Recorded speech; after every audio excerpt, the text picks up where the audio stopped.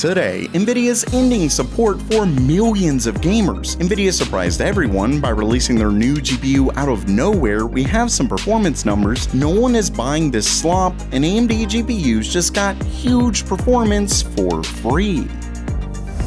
Welcome everyone to Gamer Meld. This video is sponsored by Micro Center. Okay, it's news time, and first up for today, Nvidia released a new driver that comes with it a terrible announcement. Now, while this is for Unix, the driver branches are shared between Windows and Unix platforms, so this will almost certainly affect game-ready drivers as well. Either way, as you can see right here, this is officially coming from Nvidia. It says that the release of their 580 series of drivers will be the last to support GPUs based on the Maxwell, Pascal, and Volta architectures. Now, I will say that the Maxwell GPUs, that is very understandable at this point. That, of course, is GTX 700 and 900 series GPUs, but then the real issue is Pascal. That is, of course, their very popular 1000 series cards. And that, of course, was a massive jump in performance for Nvidia. I actually remember when those released. I remember watching the announcement and everything on YouTube. It was just a really big deal. Now, there is also Volta, which is technically newer, but would really just be like the Titan Volta card. So that's not really a big deal, but Pascal is still used by millions of gamers even today. To show you what I'm talking about, this right here is the GPUs from Steam's most recent survey in May 2025. Now, I would show you on Steam, but it seems like it's down right now. Maybe they're working on their next survey. Either way, as you can see right here, this is the top 20 GPUs within the survey, and there's actually two 1000 series cards that are still here. Moving down to the 12 slot, we're looking at the GTX 1060, which still has 2.17% of GPUs that are used on Steam, at least the ones that took this survey. Then when we move down to the 1050 Ti, we're looking at 1.67%. Now, these percentages may not seem like that big of a deal, but this likely represents millions of gamers, which of course means it would affect tons of people. With that said, there is a little bit of good news just because, yes, when these drivers end after this current 580 driver series releases, that does mean the drivers are gone, but that doesn't instantly mean your GPU becomes a brick or anything like that. It just means that future games definitely aren't going to have the best support. And ultimately, like I said, this really does seem premature here. The older GPUs, not so much, but given the fact that the 1000 series GPUs, there's more than one card within the top 20 GPUs used on Steam, it definitely seems just out of left field and certainly way too soon. But first, with 4th of July right around the corner, Micro Center is a huge sales event with some fantastic deals. And of course, if you haven't been to Micro Center, well, you've got to go for one, because they're the only place that you can go in person to get all your parts for a PC build. And I really can't stress it enough that we aren't talking about a couple of motherboards here and there, one CPU over in the corner. No, I'm talking full aisles of motherboards. Pretty much every CPU you can think of, memory, PC cases, they even have full-on parts for a custom water cooling loop. And what's wild is that they do all of this while still having some of the best prices in the industry. It's where I went to get parts for my first ever PC build, and it's definitely the place to go. To top it off, Micro Center's Santa Clara store in California is officially open. So if you're in the area, you've got to check them out. To see more of what I'm talking about, visit the links in the description below.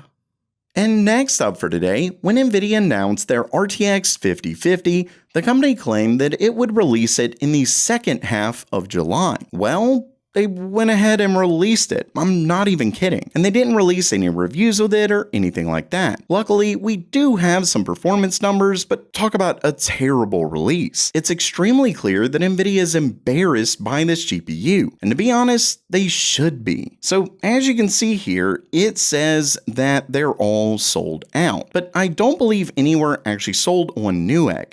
There were apparently a few models listed on Amazon, and other countries began releasing theirs as well.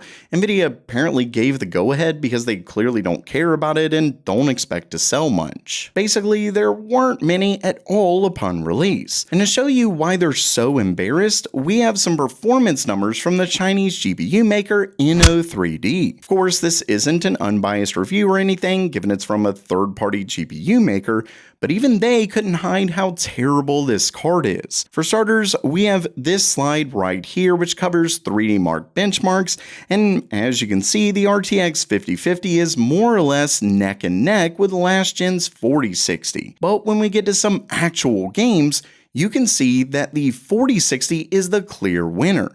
And once again, these benchmarks likely show some best case scenarios for the 5050 as well. For a new generation, this is obviously terrible. I mean, we expected to at least beat the next class of GPU up from the previous gen, but here it can't even do that. And next up, we have a really fast story showing that gamers are done with 8GB GPUs. As you can see right here, it says, according to the only publicly available sales data from one of Germany's largest retailers, mindfactory.de, we gain insight into the sales of Nvidia's GeForce 5060 Ti 16GB and 8GB models. According to the sum of the units sold, the 16GB version of the GeForce RTX 5060 Ti is outselling the 8GB model by more than 16 times. That is obviously a massive difference there.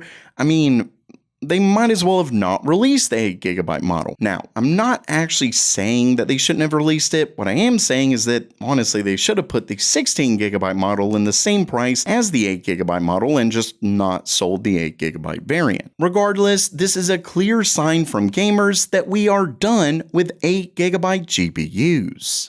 And lastly for today, both AMD and Nvidia have obviously been releasing new driver updates over the weeks and months since the release of their next-gen GPUs. And in a new video by Hardware Unboxed, they actually tested out how things are coming along. And if you've followed hardware for any length of time, you know that AMD has been more known for getting better as they release new drivers. A sort of fine wine, if you will. So in this new video, that was put to the test. And let's just say, if you haven't gotten AMD's new driver, you really want to. Because as you can see here, in 1440p across 16 games, the 9070 XT has gotten an average of 9% faster. We're talking a huge boost in performance, and of course this is free performance. And in fact, I'm talking as high as 27% in Marvel's Spider-Man Remastered, 23% in Counter-Strike 2, 18% in Hogwarts Legacy. I mean, some of these have just gotten a huge